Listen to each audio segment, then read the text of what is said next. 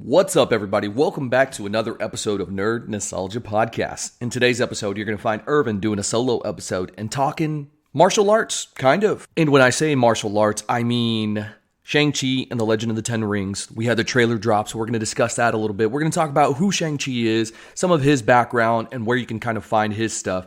From there, we have something else that's dropping this week. We have Mortal Kombat coming out on HBO Max April 23rd, if I'm not mistaken. So that's kind of sort of martial arts, right? And so I want to discuss the possibilities of those. We'll go into depth with those, but then we're also going to discuss some other options, some other ones that could be made, other franchises, other IP that could be made into shows, TV, etc. All right, as always, please head over to Apple Podcasts, drop that 5-star, tell your friends, family, coworkers about it. Help us grow this audience. We appreciate it from the bottom of our heart. All right, y'all know the drill. Before we get started, here's a quick clip for you to enjoy. I'm Miho Nishizumi, and this is Nerd Nostalgia Podcast. And thanks for stopping by. Panzer Vor! Oh, and fuck you, Brian, with an I.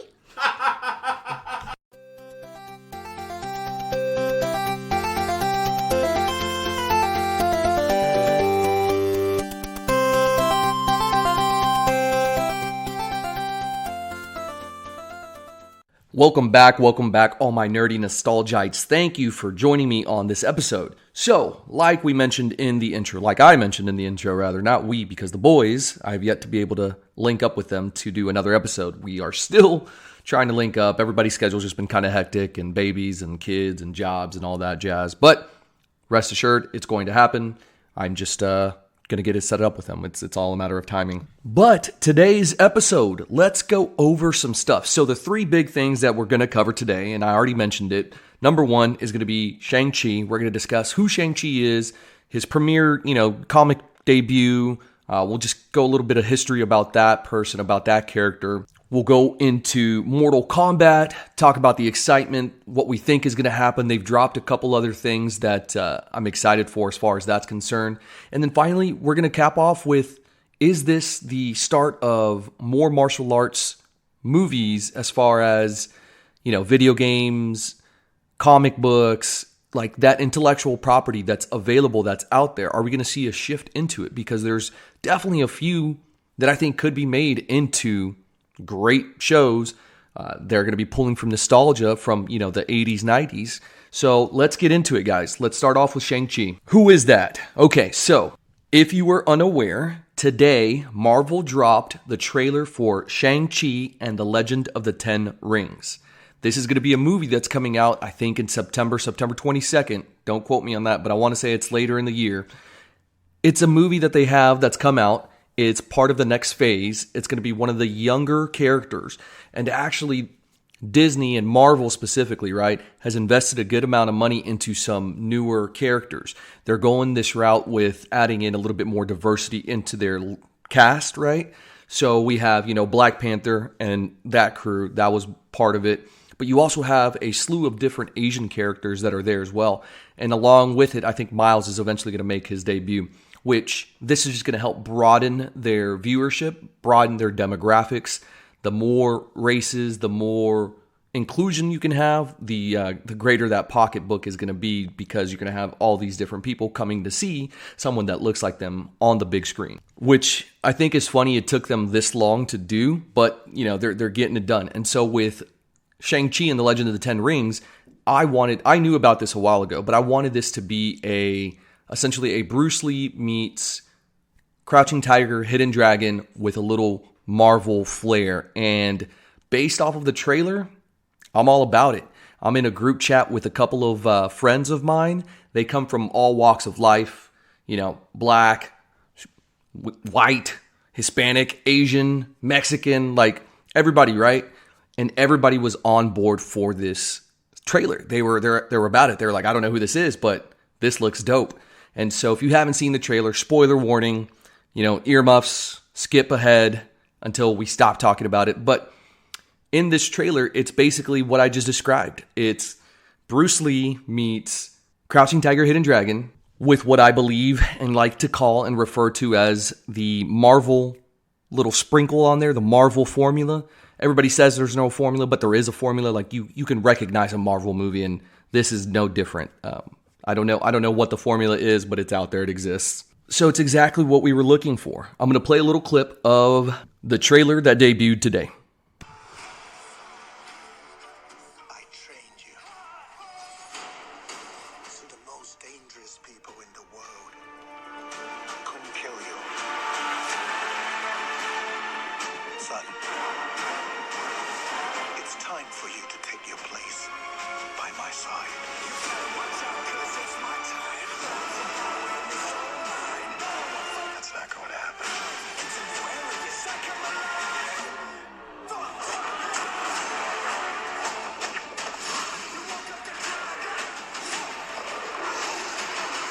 You can't outrun who you really are.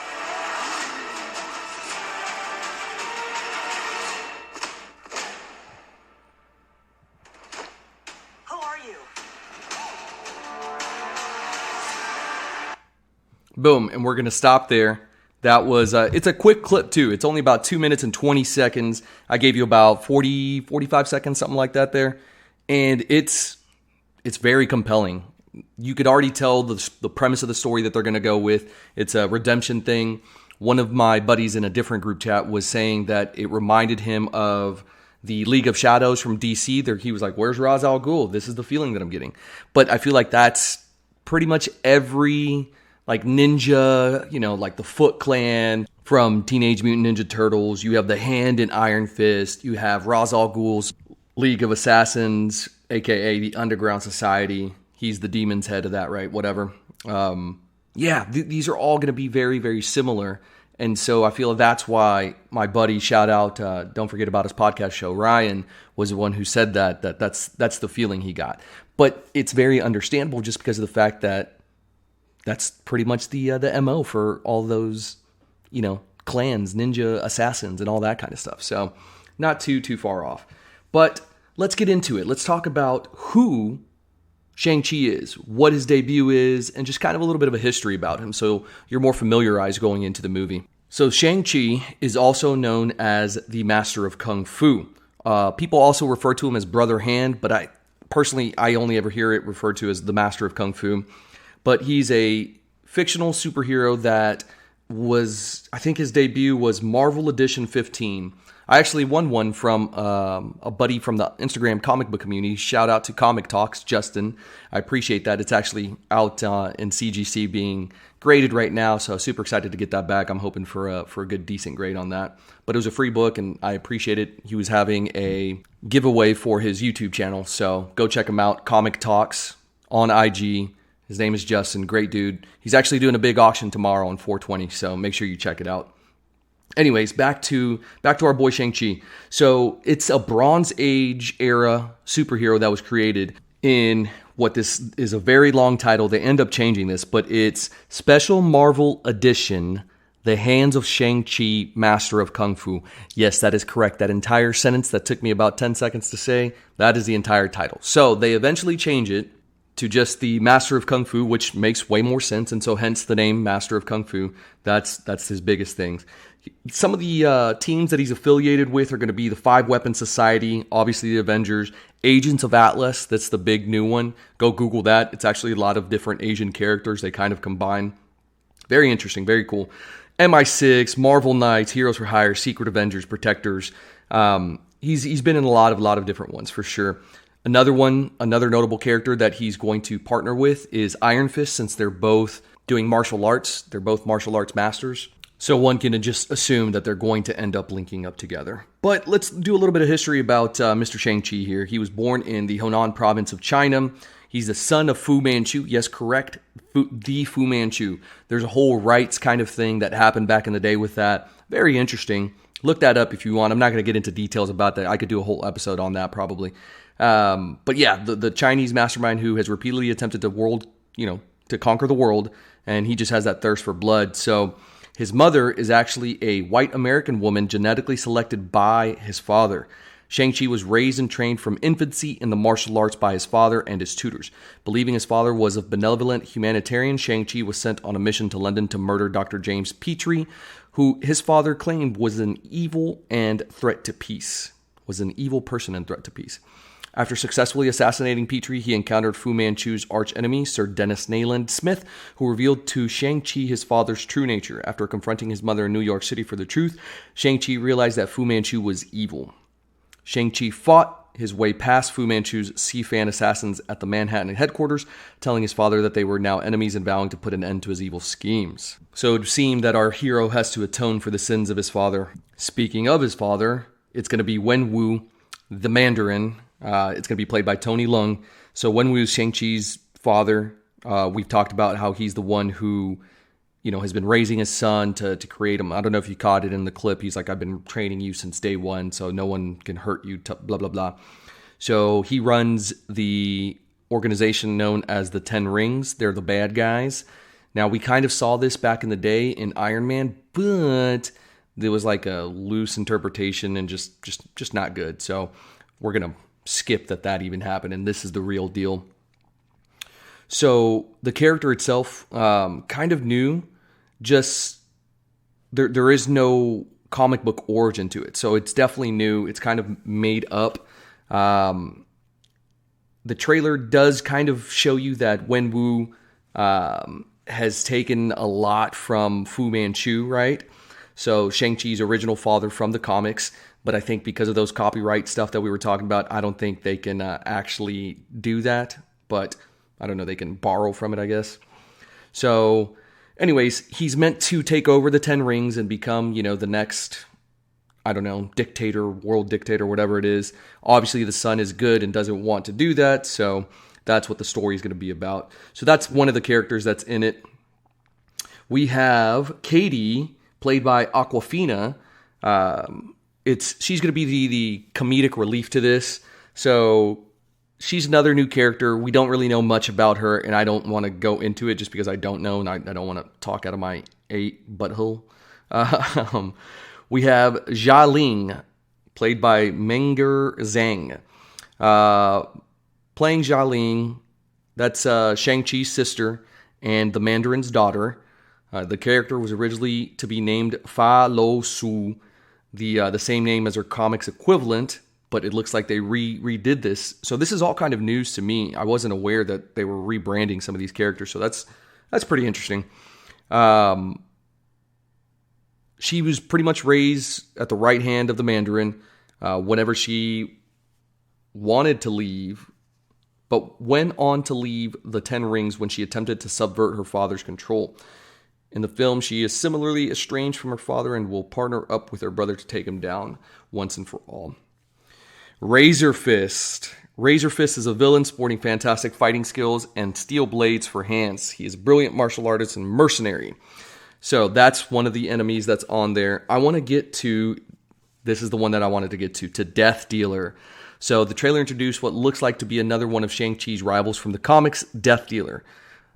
Death Dealer's real name was Li Qinglin, and he served as a double agent with an MI6, while also being one of the closest confidants of Fu Manchu. He ends up betraying both Shang-Chi and Fa Lo Su, returning to their father and becoming one of the 10 Rings' deadliest warriors. So it looks like they're going to keep the Death Dealer's identity a secret, only showing him, fully in his ninja attire with the black and white face paint. So those are really the major characters. I'm sure as time progresses, we'll see some more. But those are definitely the ones that you want to be on the lookout for. So make sure you, I don't know why I just switched into that accent. I apologize, everybody. But yeah, no, those are the ones that you want to keep an eye out for. There's going to be other ones that are introduced, I'm sure, as we get more trailers and that kind of stuff. But I'm excited for this movie. It's exactly what I wanted it to be. I have been saying forever that Marvel's switching over into the subgenres, and this is going to be another one of those subgenres. This is going to be a martial arts Marvel superhero film. It's going to be Bruce Lee meets Crouching Tiger, Hidden Dragon with our Marvel formula sprinkled on top. And it's exactly what, based off of this trailer, it's exactly what we anticipated. And so I'm actually hoping Black Widow is a little bit more spy-esque, a little bit more James Bondy, if you will, if that's an adjective that we can use. And so I think they're going to start switching into these subgenres. And on that topic, subgenre, we have a video game movie that's coming out here in a couple of days. Mortal Kombat coming out on HBO Max and in theaters. If you already have your flu vaccine, if you already have your COVID vaccine, go support your theaters. They're on the brink of going extinct. To me, going to the movies was a big deal. I loved going to the movies. I still do. It sucks that you have to pay like $67 for, a piece of popcorn. But aside from that, it's always fun. Just sneak stuff in and you're fine. But you didn't hear that from me. Don't sneak stuff in because it's against their policies. But do it anyways. It's okay. I won't tell anybody. Anyways, guys, with the theaters, go support them. Put them back into business. It's just something to do. It's a pastime. It's an American pastime. I don't think it's going anywhere. It's probably going to evolve into something else. But I digress. Mortal Kombat comes out this freaking week. How exciting. How exciting. So far, it's gotten a 7 out of 10 on IMDb, 62% on Rotten Tomatoes, with 93% on Google. Regardless, for me, this is going to be dope because Mortal Kombat is one of the games that I grew up just playing forever and ever. Up until, I would say, PlayStation 2, I think I stopped playing.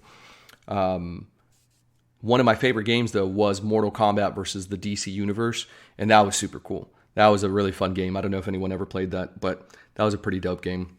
So it's coming out on the 23rd, which is here in 4 days. I will more than likely head to the movie theater to go watch it, just because I think this is one of those movies that you have to see in the theaters. And then I'll probably rewatch it here at home in the comfort of my own home as well. So I'll have both options. And that's the awesome thing that HBO is doing. For all the people that were pissed at them for doing, the direct to home stuff, fuck you. Like, they're just doing what they need to do to survive. And so sending it directly to people, having them be safe at home, that's perfectly fine. That was their choice. But I just dislike the people that gave HBO shit about it because it was a decision that they needed to make, and they did it. Anyways, I'm going to go on a tangent with all that. Let's get back to Mortal Kombat.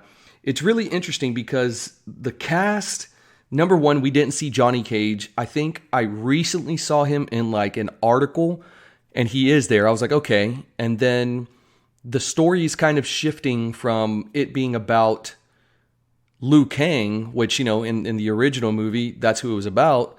He was the quote-unquote hero, the savior, but it looks like this is going to be more of a team effort, which makes sense. That's what it should be. But it's shifting a little bit over to Sub-Zero. It's going to be a Sub-Zero versus Scorpion kind of story, which is fine. I'm curious to see how they're going to do it. But all the main characters, I think they're going to kind of flip it and do something else, do something different, which it'll be interesting. We'll see what ends up happening with that. So we have a few different people. We still have, iconic characters like Sonya Blade. We have Melina in there. Scorpion's obviously in there. Scorpion played by Hiroyuki Sanada. You'll remember him in The Last Samurai. He was the samurai that was an asshole to Tom Cruise and kept beating him up. And then like the one time that they drew, like instead of losing, they actually landed at a draw. And like he like bowed to him like out of respect because they were homies at that point. He's like, okay, I respect you now. That's him. Great actor. Love him in a lot of stuff. We have Jax that's going to be in this. Kano, Natara, Raiden is obviously in this. Shang Tsung is going to be there. Kung Lao. A lot of characters that they're bringing in. So very excited to just watch this movie and have that nostalgia kind of play from a kid. So we'll see what it does. Also on HBO Max, fun fact, there is a Mortal Kombat animated show. Very gory, not meant for kids. So if you have kids that are under, I would say 14, probably don't let them watch this because there's a lot of goriness and, cussing and all that kind of stuff. So probably don't let them watch it. But really, really good for you adults that do like that stuff. Make sure you watch it. It's just a good watch. Perfect watch before the 23rd here in a couple of days. But on that topic, that was a video game movie, right? That is a video game movie that's going to be coming out. And so to me, that just opens up the genre, the capabilities for all of the IP addresses. That's what I was about to say. All the IP that's available out there that can match with this. If it's successful enough, I think you could see a slew of different things coming out. Number one, obviously, if Mortal Kombat's coming out, you can easily transition into a Street Fighter movie as well. We are long overdue for something that's actually good because the original Street Fighter is a hot piece of garbage. I will still watch it because it's got my boy Jean-Claude Van Damme in it, and it's Street Fighter, but it is a very, very, very, very bad movie. But I think that's definitely one of them. Another one that I'm going to name drop on y'all, and as soon as I say it, y'all are going to be like, whoa, I had totally forgotten about them. So it stars our boys Jimmy and Billy Lee. Yes, the red and blue, the double dragons, the twin brothers that didn't know they were twin brothers, separated at birth. They're fraternal brothers, actually, is what it turns out to be. But yeah, man, I think you could do a double dragon movie if you're going to be doing Mortal Kombat. Street Fighter could be easily next. Double Dragon on the cusp there. But the absolute number one that I think has just as much legs as Mortal Kombat, more than Street Fighter, more than Double Dragon I was just kind of throwing out there for fun, is going to be Tekken, man. I think Tekken has such a rich history that you can do something just completely based off of the Kazama family line, and just go off of that. And I think it would be amazing. Now, how you would do it is going to be a little bit different. Like, I'm curious to see how Mortal Kombat's going to do it. But do you do a tournament just like Mortal Kombat? Do you do something else? I don't know. But there's a lot of story that I think you could pull from Tekken. I think that's definitely one of the top ones that they can do.